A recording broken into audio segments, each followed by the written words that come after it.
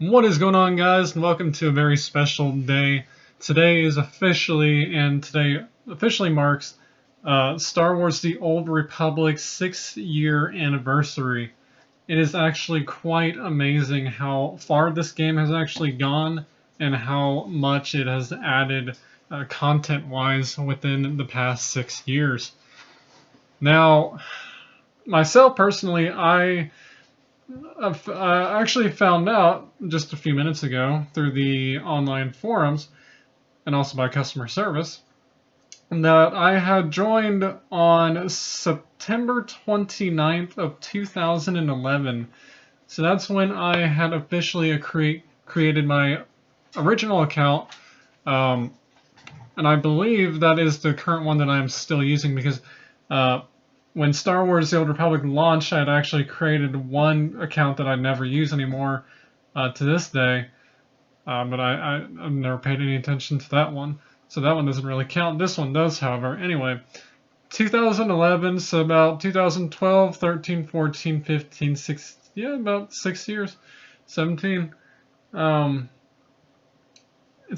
just honestly speechless, to tell you the truth. Unfortunately, within the past 6 years, within the first probably 2 or 3 years, I never really fully put my full attention to this game. I really should have, truthfully, and that's one thing I will always regret, is not being here in the very beginning, because I was still focused mainly on Star Wars: The Clone Wars Adventures, which had shut down March 31st, 2014. After that game had originally shut down, all my focus had automatically just transferred to Star Wars: The Old Republic. What am I going to do? How am I going to do a lot of this stuff, etc. Now, when I had put my original focus back into this game, this was back when your gear stats mattered.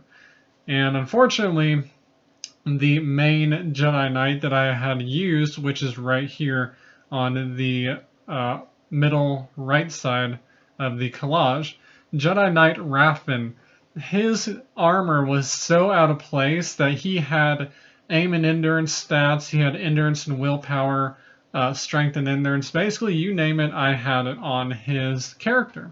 And I've always kept wondering, why am I dying so quickly and so easily? That's when I realized you had to have the correct stats for your character. Now with Jedi Knight is basically the same thing, or was the same thing, with the Sith Warrior, which you had to have strength and endurance non-stop. Your companion, on the other hand, would have to have a different set of gears, say endurance and willpower fully only. Unless you want them to be a tank or whatever. I don't know. I don't actually remember how the companion's gear worked back then, because that was well before 4.0. Sorry about that, I had to get a drink. So afterwards, just basically a lot of these characters just started flowing in through my account, through my profile, my server basically.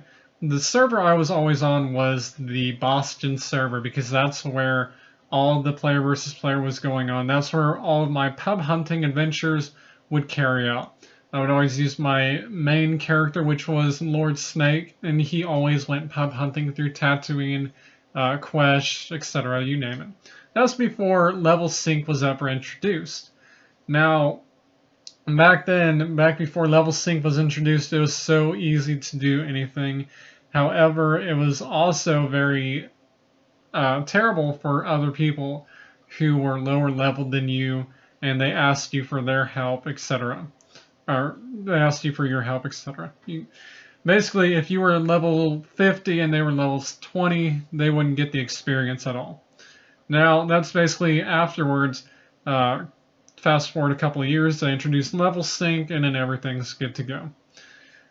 So, the past 6 years, like I said, it's just been one hell of a journey.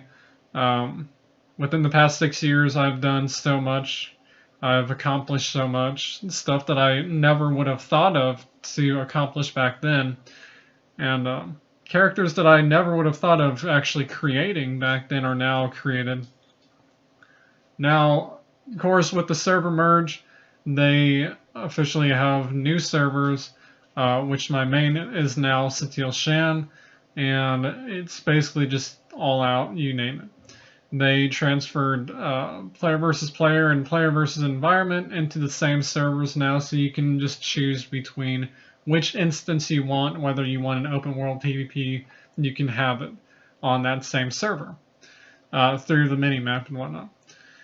So I just don't really know what else to talk about, truthfully, because I'm still speechless on how long it's been that I've been playing this game. Now, unfortunately, no, I was not able to fully subscribe throughout the first year of Star Wars: The Old Republic, because that's, like I said, that's when the Clone Wars Adventures was still running. And I do apologize if you hear some noise in the background. That's my dog drinking water. Anyway, so it really makes me curious on what they're going to do next. Because I have been here, I have been through this game for every single damn expansion. The only expansion I never really bothered to play because I found it extremely boring, and it still is to this day in my personal opinion, is the Galactic Starfighter expansion. I had no intentions whatsoever on playing that. Because for one, I still don't know how to play, and for two, I just don't really give a shit. Throughout the expansions, you know, I would have to say my most favorite expansion was probably, I don't know. I would have to say the best expansion would be, I actually don't have one. Because I originally want to say the best expansion was the Galactic Stronghold, but that wasn't an expansion, that was just a patch update. That was a game update. I guess, you know, Rise of the Hutt Cartel is probably going to stay as my main favorite expansion, kinda. Because Makeb is a really peaceful place, it's a really beautiful place, and it's also where a lot of Hutts have done their mining operation. I think that's what it was. I don't remember at this point because it's been so long since I've played Rise of the Hutt Cartel. It's either, you know, Rise of the Hutt Cartel, Shadow of Revan, Knights of the Fallen Empire, and Eternal Throne. But, you know, it's just, BioWare has really stepped up their game and recently has also stepped down from their game because this game is really going downhill by far. The reason I say that is because, you know, I completely understand that they have to do updates monthly now, but that's also what my other game did. That's what they started doing, was monthly updates, and the monthly updates would stop coming once in a while. To me, in my personal opinion, how long I think this game will continue running, I believe, truthfully, in my deepest opinion, that this game will continue running for at least the next year, and then afterwards, they're done. Because with our current expansion, Knights of the Eternal Throne, we got the new droid planet Iokath, where you have to end up facing the machine gods of Iokath. Once you kill every god, and there's still 2 left that we still have not killed yet, we still haven't been introduced to yet.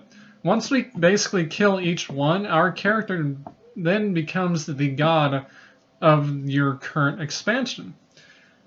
Now, you know, we're still dealing with Traitor Among the Chiss, where Theron Shen is now the enemy in your alliance, so we still have to deal with him, etc. But I don't know.